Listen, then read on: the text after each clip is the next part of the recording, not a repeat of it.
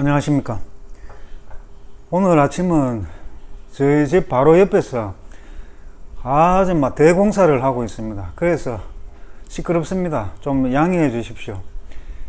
이 베트남에서는 전에도 제가 말씀드렸지만 길거리에서나 집안에서나 소음을 피해 갈 수가 없습니다.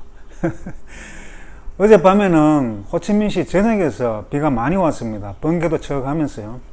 그 기상청의 예보에는 오늘 또 북부와 중부 지역은 계속해서 더위가 기승을 부린다고 합니다. 그리고 7월 20일쯤 해서 북부 지방은 더위가 꺾일 것이라고 하며 중부 지방은 계속 더울 것이라고 기상청이 예보하고 있습니다. 하노이시는 오늘 흐렸다가 맑았다가를 되풀이하고 오후와 밤에 국지적으로 소나기와 번개가 발생할 가능성이 많다고 합니다. 호치민시는 낮에 흐리고 비가 내린다고 하며 밤에는 흐리겠으나 비는 내리지 않겠다고 합니다.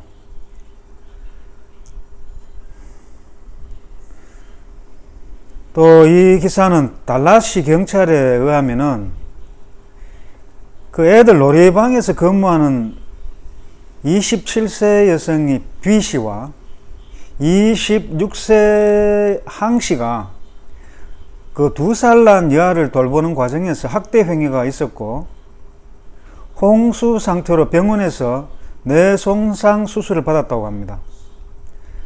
그 경찰 조사에 따르면은 두 부모가 2살 난 여아를 발로 차고 욕실에다 떨어뜨리고 그런 잔인한 학대를 저질렀다고 합니다. 그 어디에서든 이런 사람들이 있네요, 보니까. 또 다음 기사는 호치민시 민법원에서 재판 중인 12명의 피고인들은 그 폭력 조직을 만들어서 무기나 화학류 등을 사용해서 폭력을 행사하였고 21세에서 어리게는 15세까지의 그 미성년자도 있었답니다. 근데 대부분의 피고인들이 가정 형편이 어려워서 교육도 받지 못했다고 합니다. 그래서 재판부와 방청객들이 그 부모들이 자녀에 대한 교육과 관리가 미흡해서 이렇게 범죄자가 된 아이들이 참 안타깝다고 했습니다. 어느 사회든지 나라든지 참 교육이 중요하다고 그렇게 생각이 듭니다. 또 다음 기사는 제가 저번에도 한번 기사를 올려드렸는데 이 계속해서 나옵니다. 그 의약품 및 의료 장비 부족에 대한 그런 기사인데 지금 보건부에서도 이 현실을 인지하고 또 대책을 강구하고는 있지만 아직 해결이 되지 않고 있는 그런 그 의약품이나 의료 장비 구매의 문제점이 그 한 2년여 동안의 코로나 기간 동안에 일부 일반 의약품 구매가 줄어들거나 없다 보니 지금 정상화가 되고 나서도 그 지금 보면은 환자가 증가하는 반면에 약품의 공급이 따라가지 못하고 있답니다. 그리고 또 저번에 그 비에다 사건 때문에 밝혀진 그 병원 경영진들의 그 부조리로 인한 신뢰성 결여와 그로 인한 처벌을 두려워한 나머지 필요한 의약품이나 의료장비 구매조차도 거리하고 있답니다. 그리고 보건부 고시가격표보다 비싸게 구입을 하게 되면은 의심을 받을 수 있고 해서 싼 것만, 가격이 싼 것만 찾다 보니까 효율성은 당연히 떨어지겠죠.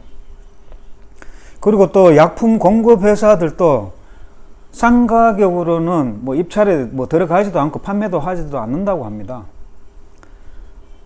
이런 상황이다 보니 그 문제점을 알면서도 그 보건부는 보건부대로, 병원은 병원대로 서로 책임을 전가하고 있는 그런 상황에서 피해는 오로지 환자에게 전가되고 있는 그런 상황입니다.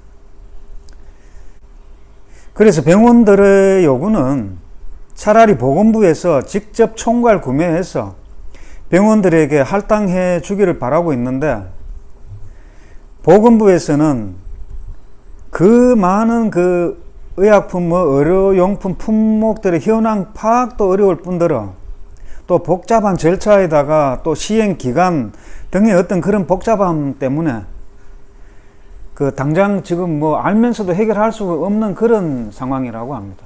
참 안타깝습니다. 빨리 이 지금 이런 문제들이 해결됐으면 하는 바람인데 지켜봐야 되겠습니다. 어떻게 될지.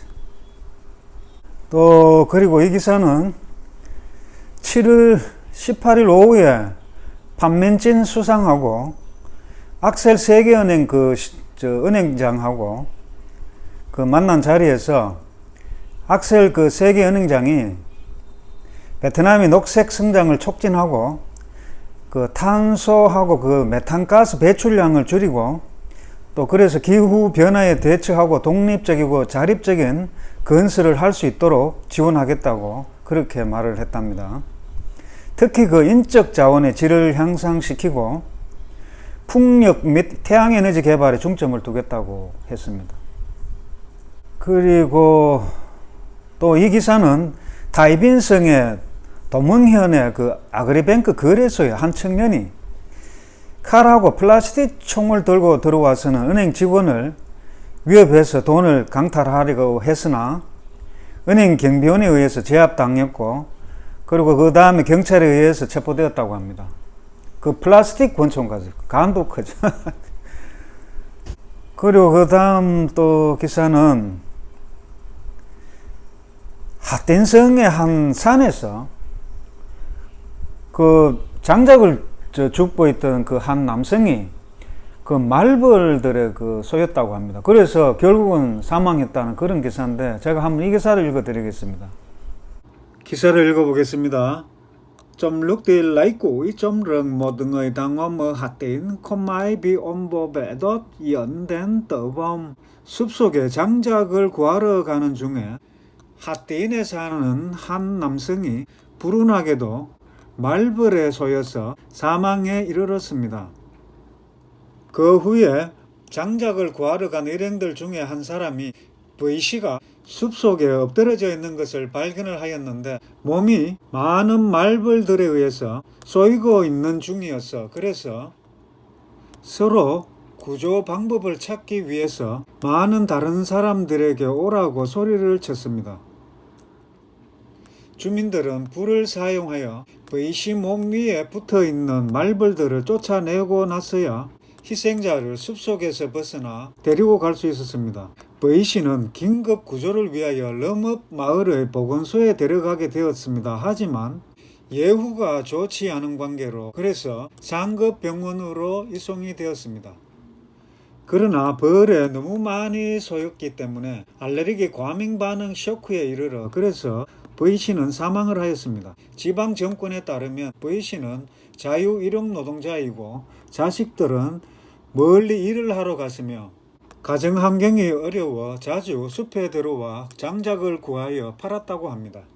어떻게 기사 잘 읽어보셨습니까? 한국도 마찬가지지만 여기도 위험하네요. 특히 여름 날씨에는 휴가철이라 산으로 들러 그렇게 야외에도 많이 가시는데 그 말벌 조심하셔야 되겠습니다. 오늘 또 짤막한 베트남 소식을 전해드렸습니다. 다음 시간에 뵙겠습니다.